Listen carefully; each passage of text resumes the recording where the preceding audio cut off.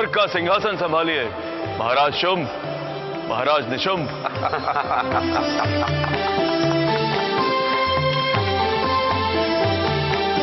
महाराज शुंभ के, महाराज निशुंभ की।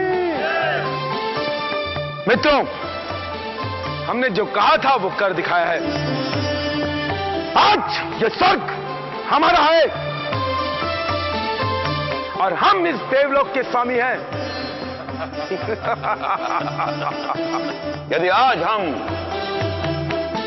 देवलोक विजेता है तो इसमें आपके पराक्रम और आपकी सेना के पराक्रम का भी योगदान है। मित्रों, केवल स्वर्ग पर विजय पाना ही हमारा लक्ष्य नहीं है, हमें इस पूरे संसार को जीतना है। अब हम विश्राम नहीं करेंगे। इसके बाद हम सूर्य देव पर आक्रमण करेंगे।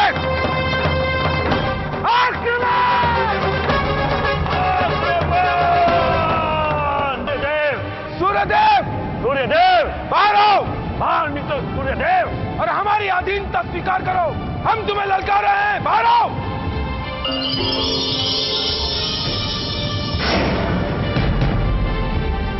शुंभ, निशुंभ, तुम हमसे युद्ध करो अथवा हमारी अधीनता स्वीकार करो।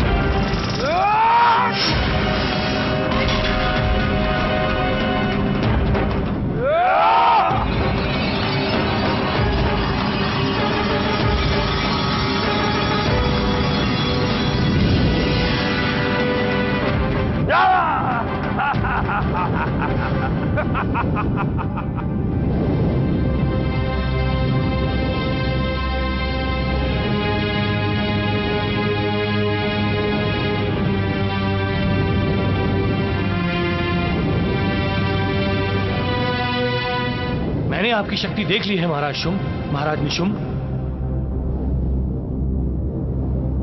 मैं आपका आधिपत्य स्वीकार करता हूं।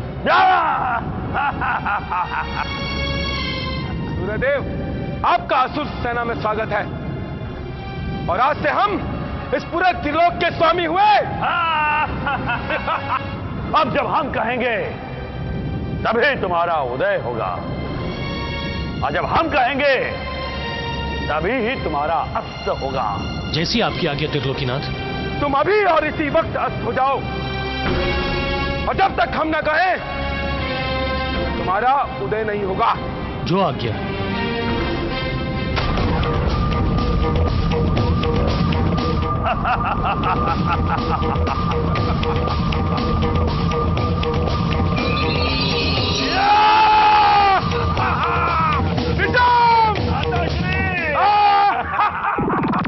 मुझे ये समझ में नहीं आया दीदी कि असुर अंधेरा देखकर खुश क्यों हुए? क्योंकि रात में असुरों की शक्ति बढ़ जाती है, वो प्रबल हो जाते हैं और उनकी माया का प्रभाव और बढ़ जाता है। इसीलिए रात में उन्हें युद्ध में हराना बहुत कठिन हो जाता है। सूर्यदेव को जीतने के बाद क्या हुआ दीदी? उसके बाद शुंभ ने बारी बारी चंद्र, वरुण और कुबेर जैसे लोकपालों पर आक्रमण करके उन्हें अपना बंदी बना लिया, और फिर उन्होंने यमराज पर आक्रमण किया। यमराज! यमराज! यमराज! बाहर निकल!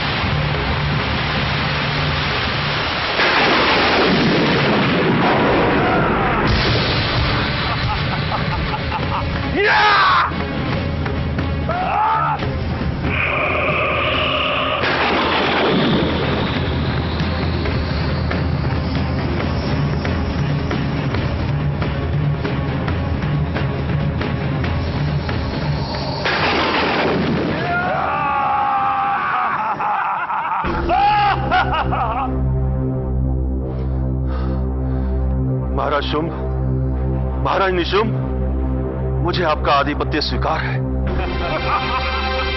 आओ निशुंभ। और यमराज को कालदंड के साथ बंदी बनाकर शुंभ और निशुंभ के दरबार में लाया गया।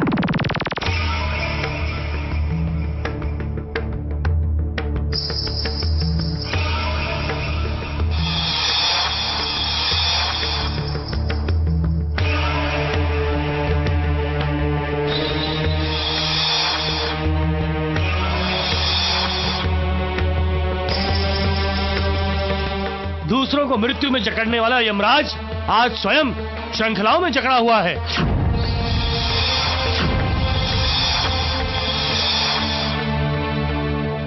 त्रिलोकीनाथ शुंभ, निशुंभ को प्रणाम। यमराज, आज से तुम देवताओं की सेवा नहीं करोगे, केवल हमारी सेवा करोगे और हमारी ही आज्ञा का पालन करोगे।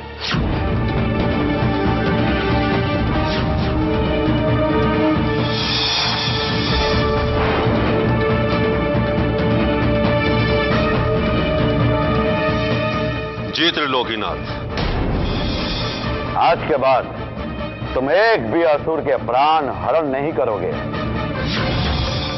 यानी कि किसी भी असुर पर मृत्यु पाश नहीं फेंकेंगे। मैं पाश नहीं फेंकूंगा तो ना ही किसी असुर के प्राण हरूंगा। महाराज शुंभ की, महाराज निशुंभ की।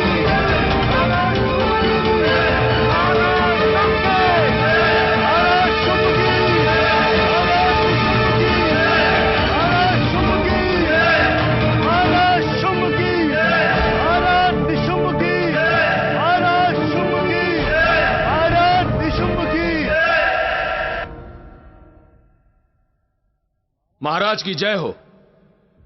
देवेंद्र और सभी देवता इस समय हिमालय पर्वत पर छिपे हैं।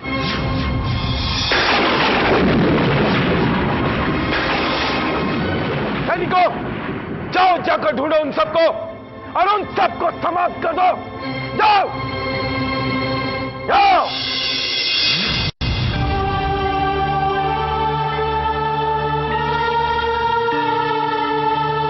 क्या बात है इंद्र, अकस्मात? गुरुदेव, आप सर्वज्ञ हैं। आप हमारी दशा जानते हैं। दैत्यों ने हमें त्रस्त ही नहीं किया, अपितु हमारा जीना मुश्किल कर दिया है। इस संकट को दूर करने का उपाय कीजिए गुरुदेव। वैदिक मंत्रों से यज्ञ अनुष्ठानों में जो भी शत्रुनाश के लिए विधियां हैं, उनका उपयोग करके हमें भयमुक्त कीजिए। देवेश, पूर्व समय में मां दुर्गा महिषासुर का वध कर चुकी हैं। स्मरण है, तुम्हारी स्तुति करने पर उन्होंने कहा था, जब जब तुम पर आपत्ति आए तब तब मुझे स्मरण करना, मैं तुम्हारे संकट दूर कर दूंगी। दृढ़ निश्चय करके तुम सब हिमालय पर चले जाओ। स्तुति और पूजा करोगे तो मां दुर्गा तुम्हारे सारे मनोरथ अवश्य पूर्ण कर देगी। जो आज्ञा। हे दुर्गे, हे भगवती, हे महामाया, आपको हमारा प्रणाम।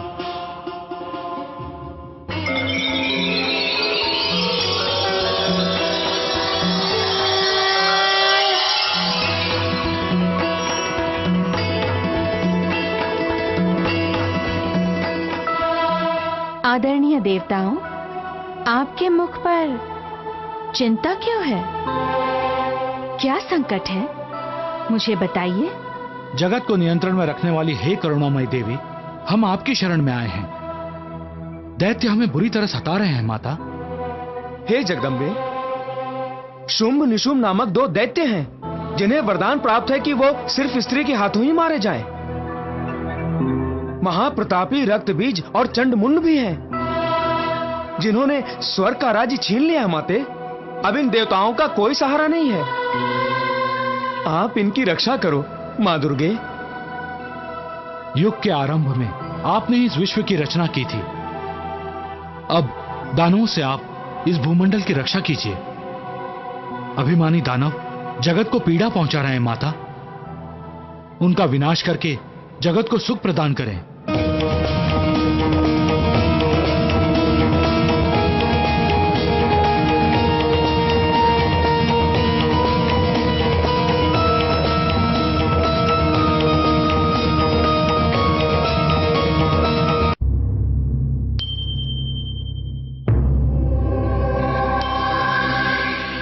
कोला नरेश की जय हो। आपकी आज्ञा अनुसार सुमुखी उपस्थित है।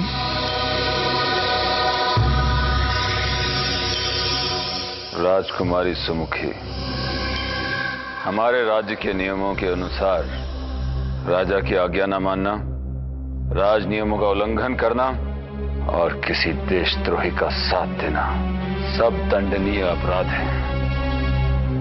और हम जानते हैं कि तुम पर लगाए हुए ये सारे आरोप सिद्ध हो सकते हैं। तुम श्वेतकेतु को जानती हो? हाँ। तो बताओ कि वो कहां है? सुमुखी, मैंने पूछा वो जीवित है? श्वेतकेतु जीवित है? हाँ महाराज, वो जीवित है, वो जीवित है, वो जीवित है, वो जीवित है, वो जीवित है। यदि वो जीवित है तो फिर कहां है? मैंने पूछा वो कहां है? महारानी कालिंदी के हृदय में। सुमुखी, राज नियमों की अवहेलना कर रही हो। स्पष्ट कहो, क्या श्वेतकेतु जीवित है? हाँ महाराज, श्वेतकेतु जीवित है। कहां? आपकी जिह्वा पर। सुमुखी, जो लोग अच्छे कर्म करते हैं वो सदैव लोगों के हृदय में जीवित रहते हैं, और जो भक्ति करते हैं वो भगवान के हृदय को अपना घर बना लेते हैं। श्वेतकेतु भी जीवित है महाराज। वो मां दुर्गा के आशीर्वाद में जीवित है। सावधान सुमुखी, इस असुर दरबार में किसी भगवान का नाम लेना मना है। मैं किसी और का नाम तो लेती ही नहीं, सिवाय मेरी मां दुर्गा के। जय मां दुर्गा, जय मां दुर्गा, जय मां दुर्गा।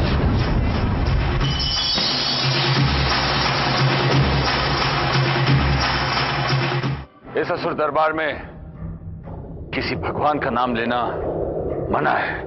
मैं किसी और का नाम तो लेती ही नहीं, सिवाय मेरी मां दुर्गा के। जय मां दुर्गा, जय मां दुर्गा, जय मां दुर्गा।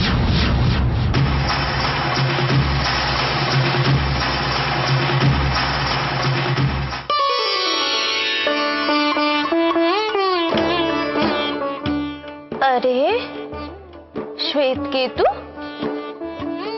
तुम यहाँ बैठे हो और वहां तुम्हारे भैया ने तुम्हारी दीदी को बुलवाया है। तुम्हें भय नहीं लग रहा? नहीं, जब तक मेरी दीदी के पास माँ दुर्गा का आशीर्वाद है तब तक उनका कोई बाल भी बांका नहीं कर सकता। माँ दुर्गा पर विश्वास करने का ये मतलब नहीं है कि तुम अपना पुरुषार्थ भूल जाओ।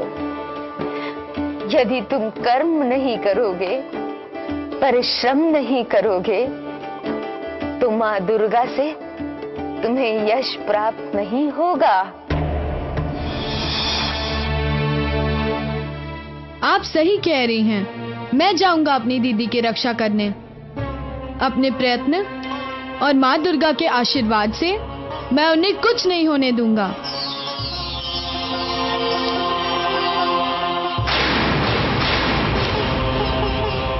जय माँ दुर्गा, जय माँ दुर्गा, जय माँ दुर्गा, जय माँ दुर्गा।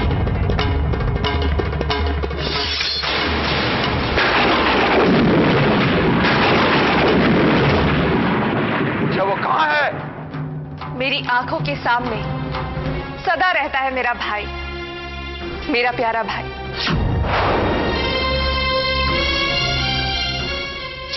मुझे, छोड़ दो मुझे, छोड़ दे मुझे, छोड़ दो मुझे। महाराज, ये लड़की आपके कक्ष के अंदर आने का प्रयत्न कर रही थी।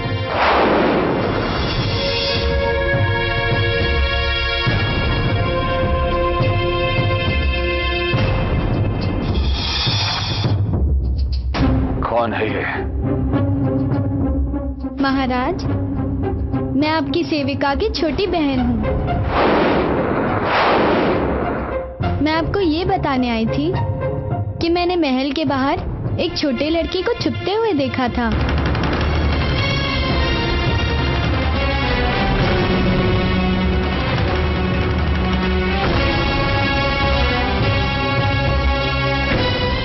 इसका मतलब श्वेत केतु यहीं कहीं है। जाओ, जाके ढूंढो उसे और इसे कारागृह में डाल दो।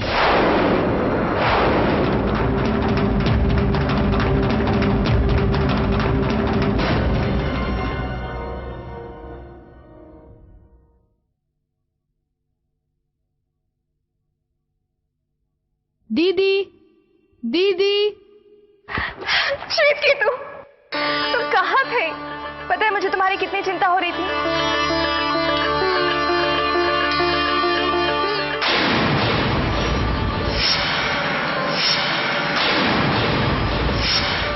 महाराज, मैं आपकी सेविका की छोटी बहन हूँ।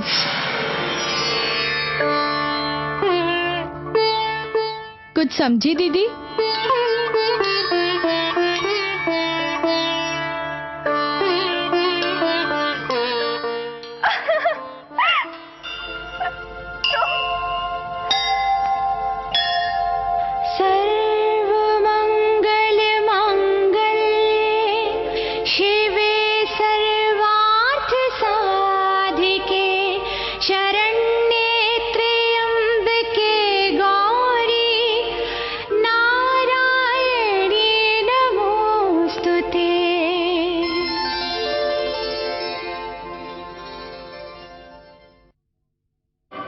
फिर क्या हुआ दीदी? तुम्हें माँ दुर्गा की कहानी सुनना इतना अच्छा लगता है? हाँ दीदी। तो फिर सुनो।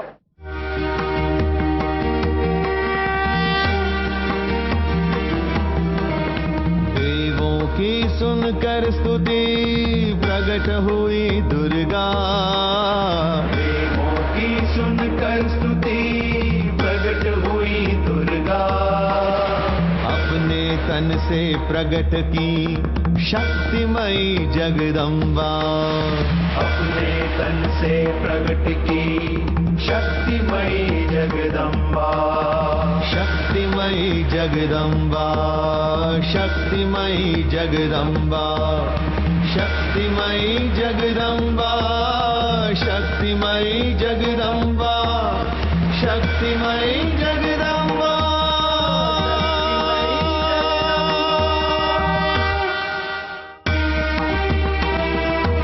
तन का रंग हुआ काला, अद्भुत दिखती दुर्गा।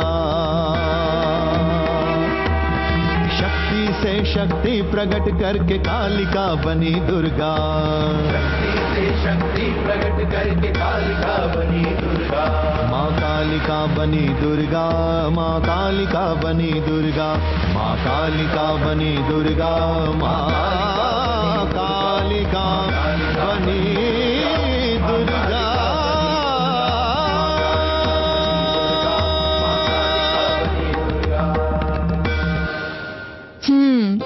तो श्वेत केतु, तुम बता सकते हो कि जगदम्बे के निर्माण के बाद माँ दुर्गा का रंग काला क्यों पड़ गया? उनका दिव्य रूप जो उनमें से निकल गया। देवी का दिव्य रूप उनमें से कभी नहीं जाता श्वेत केतु। जगदम्बा के निर्माण के बाद माँ दुर्गा का शरीर बहुत दुर्बल हो गया था, इसलिए उनका रंग काला पड़ गया और उनका नाम कालिका हो गया। हाँ, परंतु उनकी दिव्य शक्तियाँ वैसी की वैसी ही रही।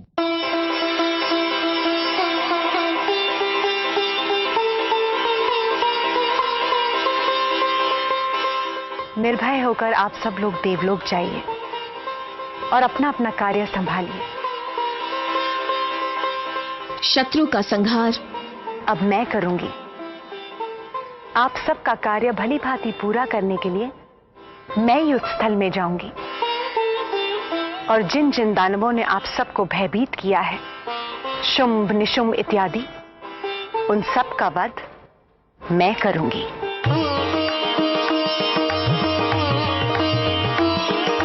जय मां जगदम्बे, जय मां काली, जय मां जगदम्बे, जय मां काली। चलें कालिके, जैसी आपकी आज्ञा।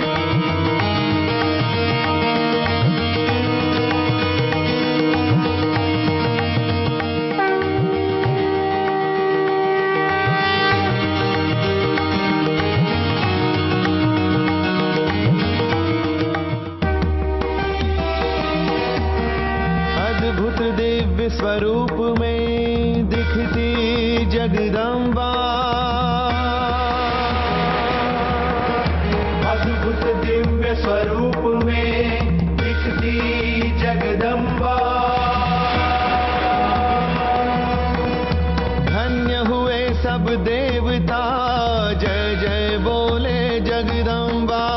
धन्य हुए सब देवता, जय जय बोले जगदम्बा। जय जय बोले जगदम्बा, जय जय बोले जगदम्बा। जय जय बोले जगदम्बा, जय जय बोले जगदम्बा। जगदम्बा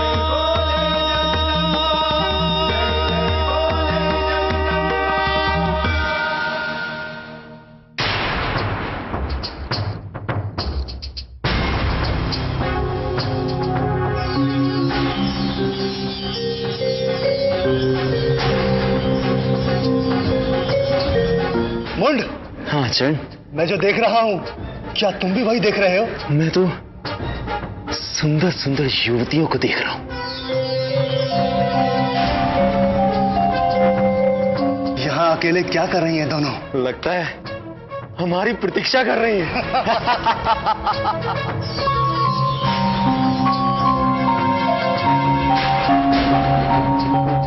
पर चंड, मैं इसमें बड़ी विपरीतता देख रहा हूं। एक तो एकदम अंधेरे जैसी, और दूसरा एकदम उजाला। और उजाला भी कैसा? तेजस्वी उजाला और आकर्षक भी। हाँ। मुंड, हम अपने स्वामी के कर्तव्य परायण सेवक हैं। तो चलो फिर स्वामी को सूचित करते हैं। नारायण नारायण। मां जगदम्बा ने अपना जाल फैलाना शुरू कर दिया है। अब शुंभ निशुंभ बचने वाले नहीं।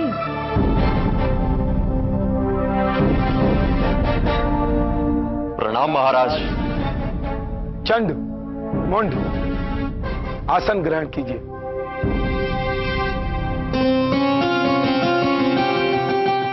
क्या बात है, आज आप बहुत ही प्रसन्न दिखाई दे रहे हैं। महाराज, आप भी प्रसन्न होंगे जब उसे देखेंगे।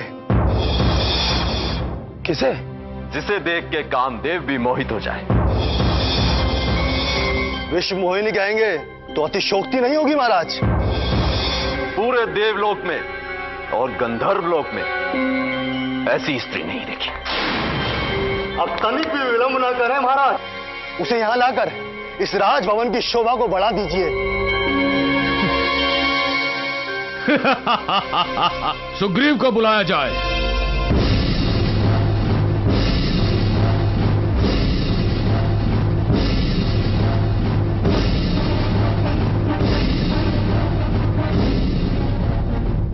प्रणाम महाराज, आज्ञा करें। सुग्रीव, हमने जिस कार्य के लिए तुम्हें यहां बुलाया है उसे केवल तुम ही सफल कर सकते हो। बाकी चंड और मुंड तुम्हें विस्तार से बता देंगे।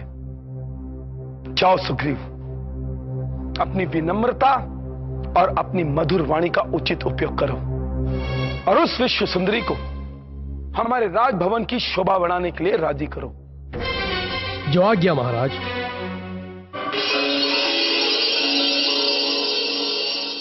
अद्भुत मुस्कान भरे मुखमंडल वाली है, दिव्य ज्योति चमक रही फैली उजियारी है। अंग अंग यौवन के कुसुम खिले, आकर्षण उस पर प्रणाम देवी। कंचन मंडित सारी है, सुंदर भुज वाली सौंदर्य की है स्वामिनी जो नैना विशाल दिव्य गौरांगी प्यारी है। मैं त्रिलोक विजेता महाराज शुंभ निशुंभ दोनों भाइयों का दूत हूँ।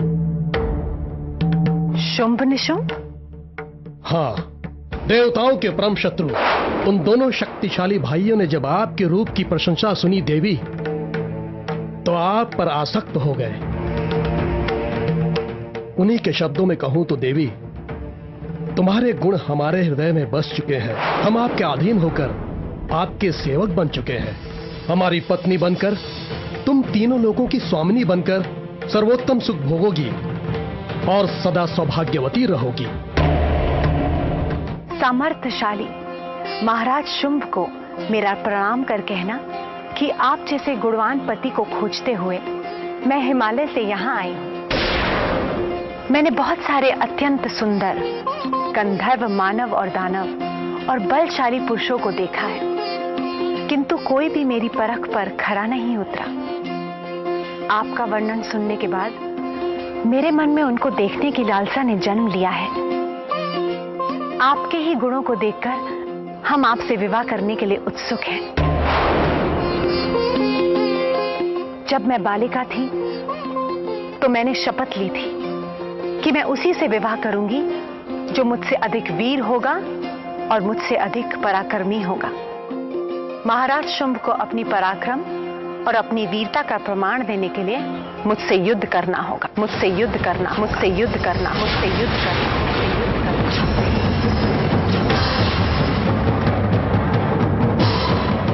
क्या? ये आप क्या कह रही हैं देवी? आप महाराज शुंभ से युद्ध करेंगी? त्रिलोक विजयी महाराज शुंभ से? क्षमा करना देवी, आपने बिना सोचे समझे ये बात कह दी। आप तो कार्यकुशल दूत हैं। इतना तो जानते ही होंगे कि प्रतिज्ञा का अन्यथा नहीं किया जा सकता। यदि महाराज शुंभ में शक्ति है तो वो मुझसे युद्ध करेंगे, और यदि वो मेरे त्रिशूल से डरते हैं तो उन्हें ये पृथ्वी और स्वर्ग छोड़कर पाताल लोक चले जाना चाहिए। वहां वो जीवित रहेंगे।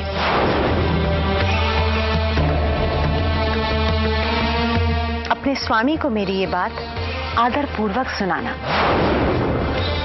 मैं उनके विचार जानने की प्रतीक्षा कर रही हूं।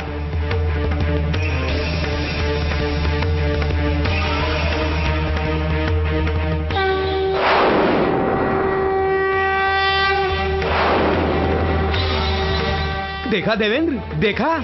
नारायण नारायण, कैसे मां जगदम्बा ने शुंभ के अहम को ठेस पहुंचाई है। देवर्षि, अब तो उसे युद्ध करना ही होगा। यही तो मां दुर्गा चाहती है देवेंद्र। नारायण नारायण।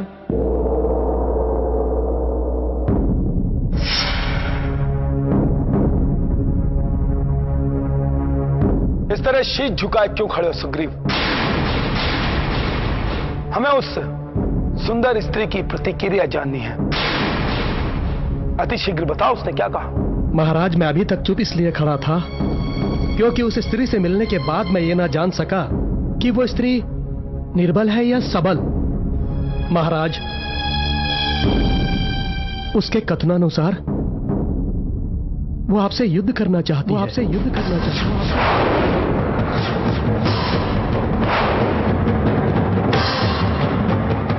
एक स्त्री होकर वो हमसे युद्ध करना चाहती है? हाँ महाराज, उसने कहा है कि उसने बाल्य अवस्था में एक प्रतिज्ञा की थी कि जो उसे युद्ध करके उसे परास्त कर देगा वो उसी वीर को अपने पति रूप में वर्ण करेंगी। महाराज, उसने आपको ललकारा है महाराज। तो ठीक है सुग्रीव, हम उसकी मनोकामना जरूर पूरी करेंगे। निशुंभ, मैं उससे युद्ध करने जाऊं या तुम सेना लेकर उससे युद्ध करने जाओगे? भ्राताश्री, एक साधारण सी स्त्री के साथ युद्ध करने के लिए ना आपको जाने की आवश्यकता है ना मुझे। इस काम के लिए हम धूम्रलोचन को भेज देते हैं। वो शीघ्र ही उसे अपने अधीन बनाकर यहां ले आएगा, फिर आप उसके साथ विवाह कर लेना। धूम्रलोचन, महाराज, तुम एक विशाल सेना लेकर जाओ और उस अभिमान में चूर रहने वाली हठैली स्त्री को पकड़कर यहां लेकर आओ। जो आज्ञा महाराज।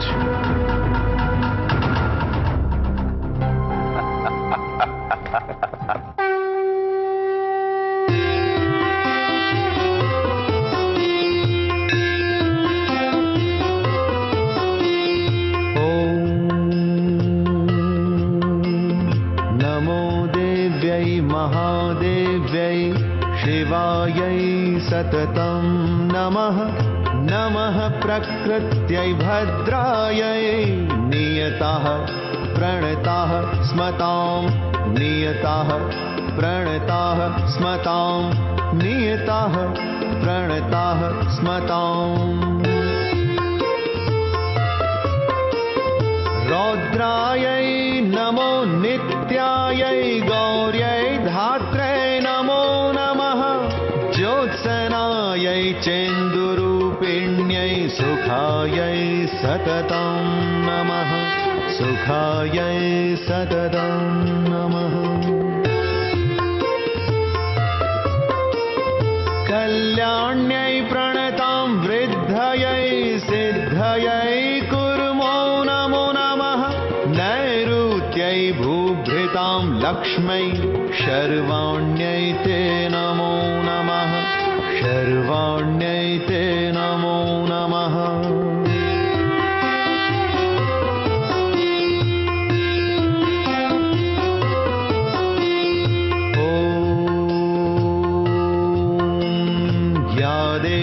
सर्वभूतेषु विष्णुमायेति शब्दिता।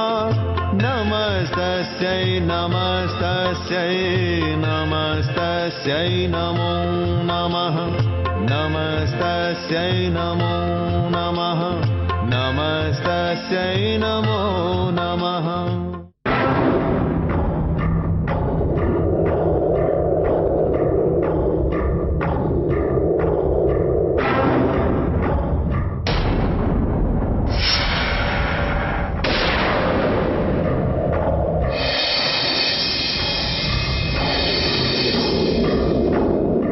सुंदर, अति सुंदर, कितना अद्भुत है यह विश्व मोहिनी रूप। यह रूप तो किसी को भी मोह के बंधन में बांध ले। महाराज शुम्भ ने सत्य ही कहा है, ये कोमलांगी तो उनकी भार्या बनने के योग्य है।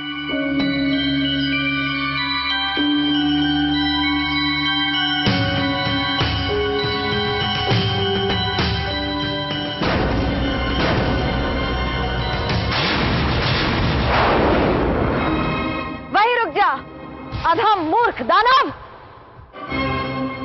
वहीं रुक जा। अधम मूर्ख दानव।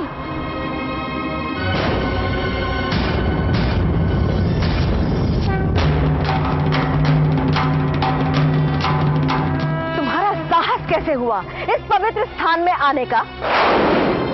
मूर्ख दानव, क्या तुम्हें ज्ञात नहीं है कि किसी भी पर स्त्री के आंगन में पग रखने से पहले उससे आज्ञा ली जाती है? तुम्हें ज्ञात नहीं है तुम किससे वार्तालाप कर रही हो? मैं महान त्रिलोक विजेता महाराज शुम्भ का सेनापति धूम्रलोचन हूं।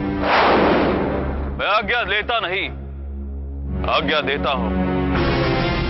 अगर मैं अपने महाराज के आदेश से बंधा नहीं होता तो तुम्हारी इस धृष्टता के लिए तुम्हें कठोर दंड देता। अरे मूर्ख दानव, बातें मत बनाओ। अगर है पराक्रम तो उठाओ शस्त्र, चलाओ मुझ पर। मैं तुम्हारी ये इच्छा भी पूरी कर देता, परंतु मैं यहां युद्ध करने नहीं आया हूं। मैं तो इस विश्व मोहिनी के दर्शन करने आया हूं और इनसे निवेदन करने आया हूं कि हमारे महाराज इनके विरह में व्याकुल हैं। उन्हें नीति शास्त्र का सर्वोत्तम ज्ञान है, इसीलिए उन्होंने अपना दूत भेजा था, जिसका तुमने अनादर कर दिया।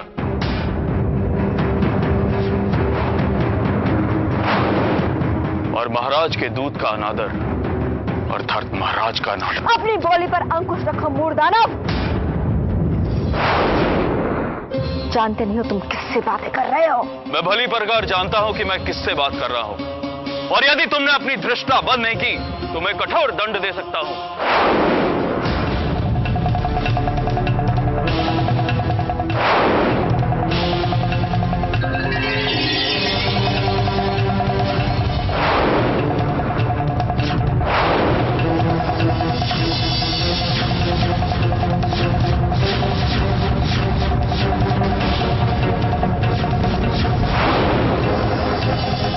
शांत कालिकी, शांत।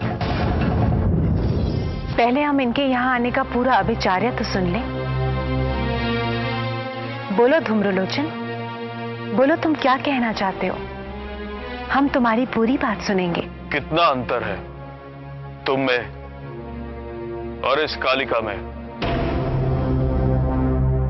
सुंदर शरीर और उतना ही सुंदर मन।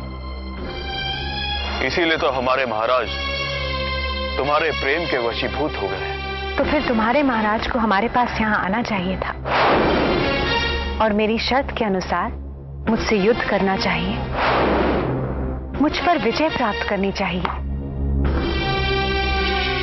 लेकिन यहाँ आना तो दूर, मुझ पर विजय प्राप्त करना तो दूर, उन्होंने तो अपनी सूरत भी नहीं दिखाई। क्या मैं जान सकती हूँ कि वो स्वयं यहाँ क्यों नहीं आए और तुमको क्यों भेजा? वो इसलिए बहन जगदम्बा कि इनके महाराज डरपोक हैं। आपका सामना करने की साहस नहीं है उसमें। हमारे महाराज डरपोक नहीं है, वो तो त्रिलोक विजेता है। हमारे जैसे उनके पास अनेक सेवक हैं जिन्होंने इंद्र तथा अनेक देवताओं पर विजय प्राप्त की है, और हमारे जैसे सेवकों के रहते उनका आपके पास आना उचित नहीं है। अगर आपके महाराज डरपोक नहीं है तो उनको यहाँ आना चाहिए था। तुम बड़ी चतुर हो देवी, और बड़ी गुणी भी। तुम संसार की सबसे गुणी स्त्री हो, इसीलिए हमारे महाराज तुम पर आसक्त हैं, और तुम उनकी पटरानी बनकर अनेक उत्तम सुखों को भोगोगी। अरे मूर्ख! अरे अधम! किसकी बातें कर रहे हो तुम? किससे संबंध जोड़ने की बातें कर रहे हो तुम? कहा तो वो प्रचंड मूर्ख शुंभ, और कहा विश्व को विमोहित करने वाली भगवती जगदम्बा, जो हमारी भगवती के चरणों के धूल तुल्य नहीं है, उसे माथे की बिंदिया बनाने की बात कर रहे हो तुम? जाओ जाओ, जाके निशुंभ और शुंभ से मेरी बात सच सच कह देना कि मैंने क्या क्या कहा है। उनसे जाकर कहो कि या तो वो यहाँ आए हमसे युद्ध करने, नहीं तो इसी समय पाताल लोक में पलायन कर जाएं। नहीं तो मेरा और भगवती जगदम्बा का प्रकोप उन्हें पाताल में भी चैन से जीने नहीं देगा। जाओ जाओ जाओ जाओ जाओ जाओ।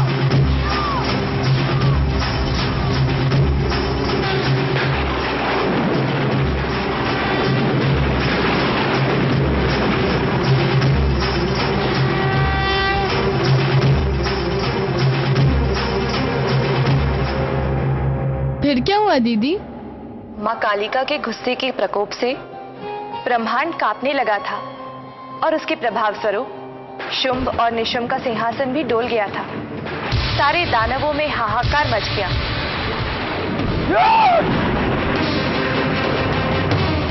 निशुंभ! इस त्रिलोक में ऐसा कौन है जो हमें चुनौती दे रहा है? कौन है जिसमें इतना शौर्य पैदा हो गया? जाओ निशुंभ, उसे हमारे सामने लेकर आओ। मैं उसे ऐसा दंड दूंगा कि तीनों लोकों में तहलका मच जाएगा।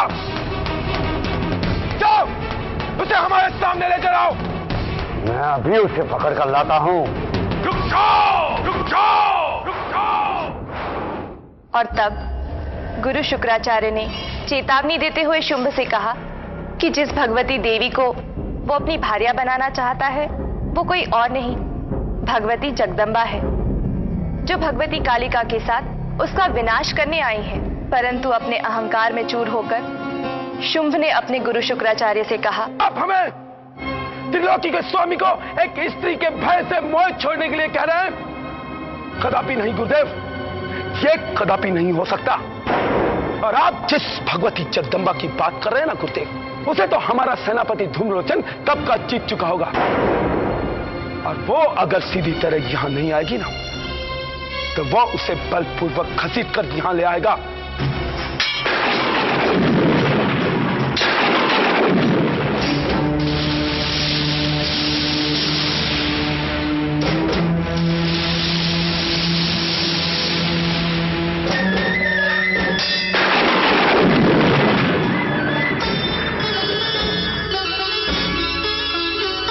जगदंबिका महारानी, महिषासुर खलाभिमानी, दुर्गा महामाया असुर भी मायाधारी है।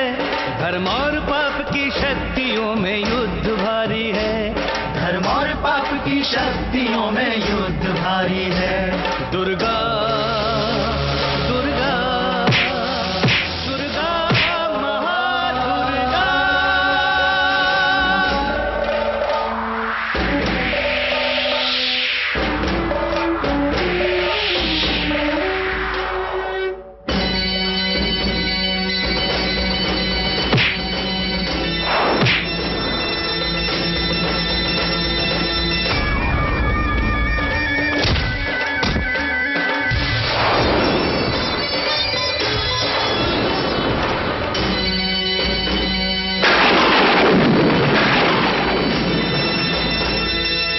कालिके, तुमने सब सीमाओं को लांघ दिया है। अब मैं तुम्हें जीवित नहीं छोड़ूंगा।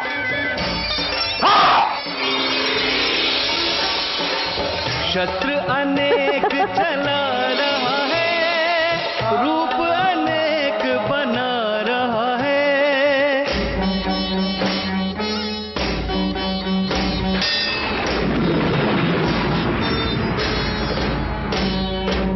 देवी की शक्ति से अनजाना अपनी शक्ति पे इतरा रहा है। दानव जो शस्त्र चलाए, देवी उन्हें काट गिराए। इस महासमर को देख कंपित सृष्टि सारी है। धर्म और पाप की शक्तियों में युद्ध भारी है। धर्म और पाप की शक्तियों में युद्ध भारी है।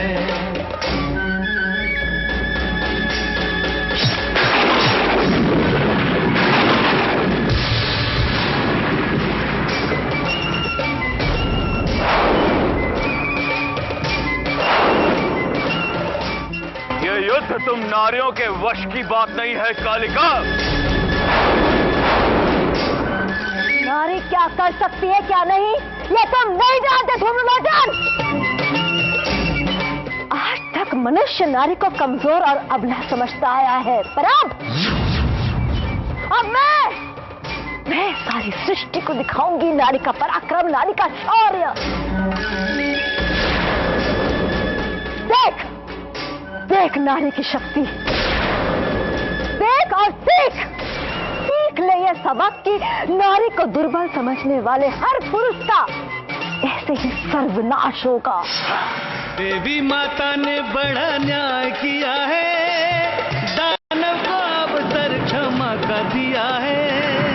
दानव को अवसर क्षमा का दिया है। आ पहुंची है निकट वो घड़ी, जिसके लिए अवतार लिया है। जिसके लिए अवतार लिया है। अब बता कौन किसके वश में है? तू जैसे नराधमों के लिए नारी मृत्यु है, जिसका प्रमाण मैं आज तेरी मृत्यु बनकर दूंगी। बोली महामाया सुन ले, तू शरण या मरण चुन ले। लिखा मरण तो फिर शरण किसने स्वीकारी है। धर्म और पाप की शक्तियों में युद्ध भारी है। धर्म और पाप की शक्तियों में युद्ध भारी है। दुर्गा दुर्गा दुर्गा महादुर्गा।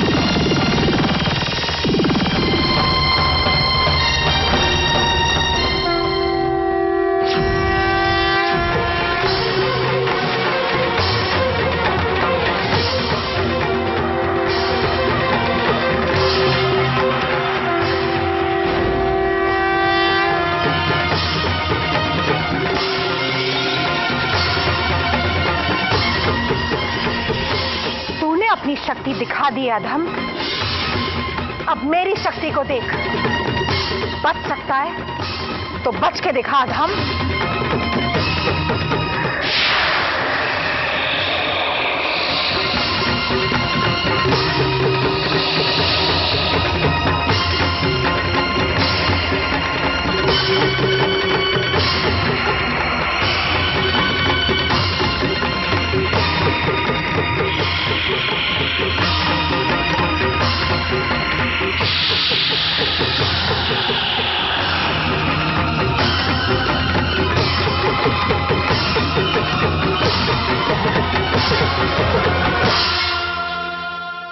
तो धूम्रलोचन मर गया? हाँ, और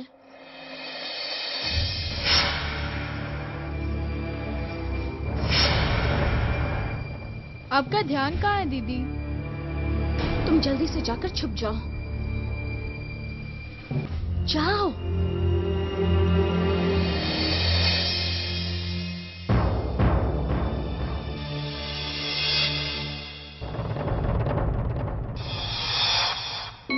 सुमुखी, सुमुखी, सुमुखी, तुम मेरी सहायता कर सकती हो। मैं जानती हूँ, मैं जानती हूँ कि श्वेत केतु तुम्हारे पास जरूर आएगा। उससे कहना मुझसे मिले। देखो, देखो, अगर वो भवन में हमसे नहीं मिल सकता तो कोई बात नहीं, मैं उसके लिए बाहर चली जाऊंगी। मैं कहीं भी जा सकती हूँ। उससे कहना सुमुखी कि उसकी भाभी उसकी याद में तड़प रही है।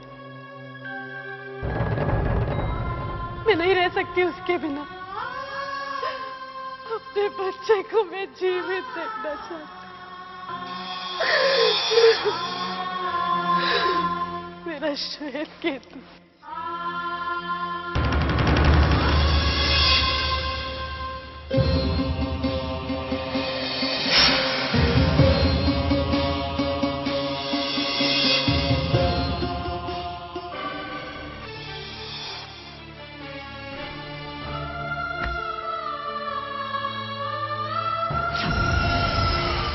श्वेत केतु,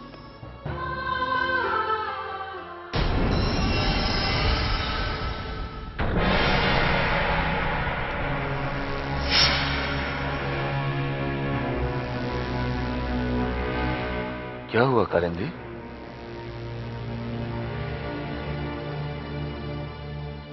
तुम्हारी आंखों में ये आंसू, कारण जान सकता हूं? क्या करेंगे कारण जानकर? तेरे आंसुओं में इतनी शक्ति नहीं जो आपके हृदय को पिघला सके। कालिंदी, तुमने ये कैसे सोच लिया कि हमारा हृदय इतना कठोर है?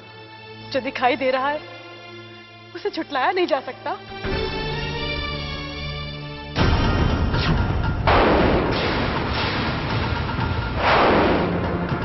तुम मिली श्वेत केतु से? कालिंदी, यही चाहता था मैं कि तुम्हें विश्वास हो जाए कि हमारा श्वेत केतु जीवित है। तुम्हारा विश्वास तुम्हें श्वेत केतु से अवश्य मिलाएगा और तुम्हारी आंखों से दोबारा कभी ये आंसू नहीं टपकेंगे।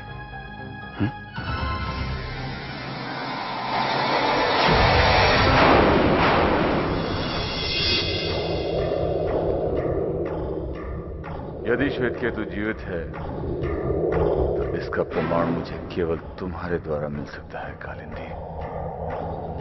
नहीं दीदी, मुझसे भाभी की दशा नहीं देखी जाती।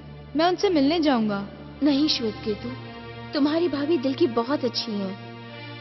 वो तुमसे प्यार भी बहुत करती हैं, परंतु वो तुम्हारी रक्षा करने में असमर्थ हैं। मेरी रक्षा तो माँ दुर्गा करेंगी ना। परंतु हमें स्वयं भी तो अपनी रक्षा करनी चाहिए ना। लेकिन जीवित होते हुए भी भाभी से ना मिलना, उन्हें दुखी करना, उन्हें तड़पाना, ये भी तो ठीक नहीं है। तुम भावुक हो श्वेत केतु, इसलिए बड़े होकर तुम बहुत दयावान बनोगे। जो लोग भावुक नहीं होते उनके मन में किसी के लिए भी दया नहीं होती, तुम्हारे भैया कालकेतु की तरह। इसीलिए मैं चाहती हूँ कि तुम राजभवन से दूर ही रहो।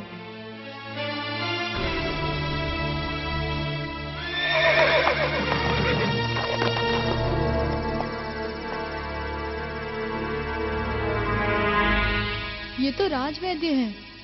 ये राजभवन में क्या कर रहे हैं? अवश्य महल में कोई अस्वस्थ है।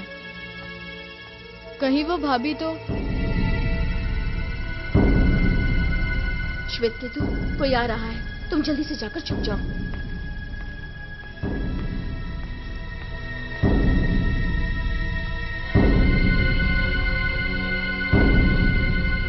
खाना खा लीजिए। रुको, राजवैद्य जी आए हैं। महल में कोई अस्वस्थ है क्या? महारानी कालिंदी। महारानी कालिंदी, क्या हुआ है उन्हें? श्वेत केतु की मृत्यु के पश्चात वो दुखी ही रहती हैं और आज तो आपसे मिलने के पश्चात उन्होंने विष पी लिया।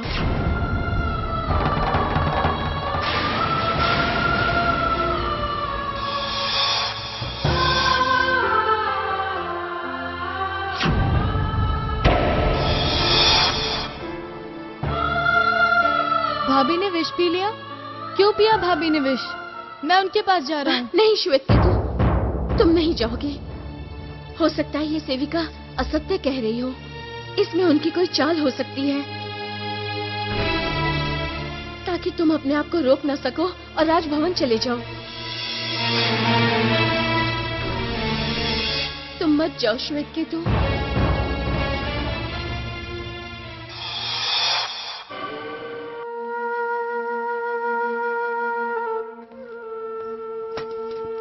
सुनो, महारानी कालिंदी अब कैसी हैं? अच्छी नहीं है। राजवैद्य जी जब से आए हैं कक्ष में ही बैठे हैं। सुना है महारानी की दशा बिगड़ती जा रही है। बस श्वेत केतु को पुकारते जा रही हैं। राजवैद्य जी क्या कहते हैं? उनका कहना है श्वेत केतु महारानी की आंखों के सामने आ जाए तो वो मौत के मुंह से बाहर आ सकती हैं। महारानी की जान बचाने के लिए कोला नरेश किसी ऐसे बालक की खोज कर रहे हैं जो श्वेत केतु जैसा हो।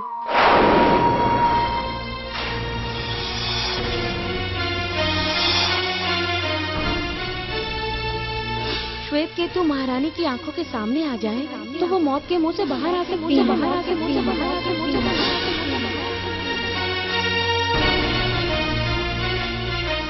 मुझे अब जाना होगा दीदी, मैं नहीं रुक सकता। चाहे भैया मुझे पकड़ ले, मेरा गला काट दे, परंतु मैं एक बार भाभी के पास जाऊंगा। अब आप भी मुझे रोक ले तो मैं नहीं रुकूंगा। मैं जा रहा हूँ। रुको श्वेत केतु, मैं तुम्हें जाने से नहीं रोक रही। ऐसा करते हैं, पहले मैं जाती हूँ, फिर तुम आना।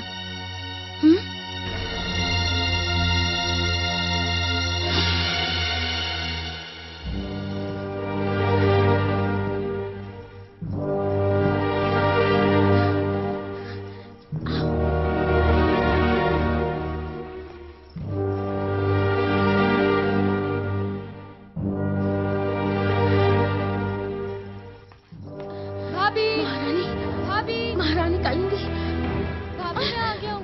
महारानी कालिंदी, उठिए भाभी, उठिए। महारानी कालिंदी, मुझे क्षमा कर दीजिए महारानी। मैंने सिर्फ श्वेत केतु की भलाई के लिए आपसे झूठ बोला था। मुझे नहीं पता था कि श्वेत केतु को ना पाकर आप अपना जीवन अंत करने का प्रयत्न करेंगी। महारानी आंखें तो खोलिए, देखिए आपका श्वेत केतु आपके सामने है। महारानी कालिंदी। श्वेत केतु, श्वेत केतु, श्वेत केतु।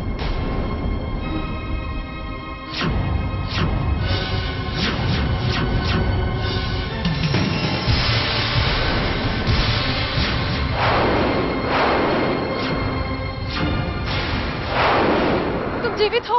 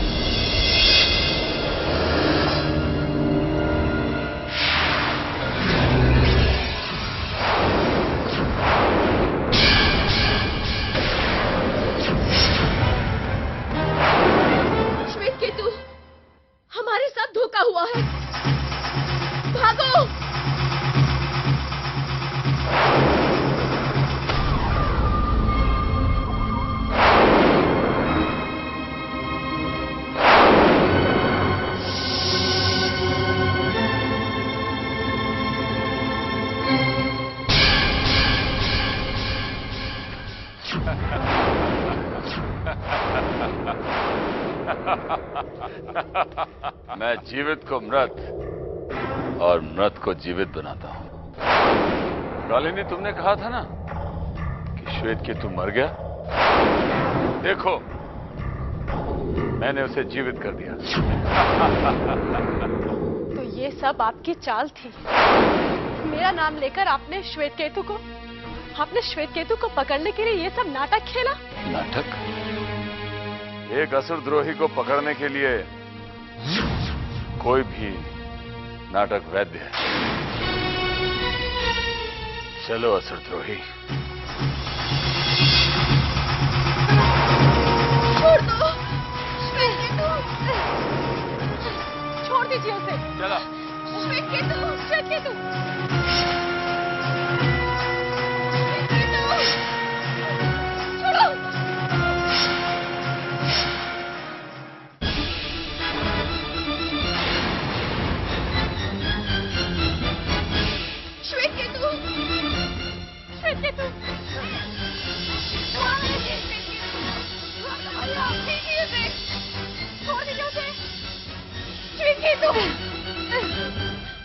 दुष्ट राक्षस, तुमने इसे खाई में फिटवा दिया था, फिर भी ये जीवित वापस आया।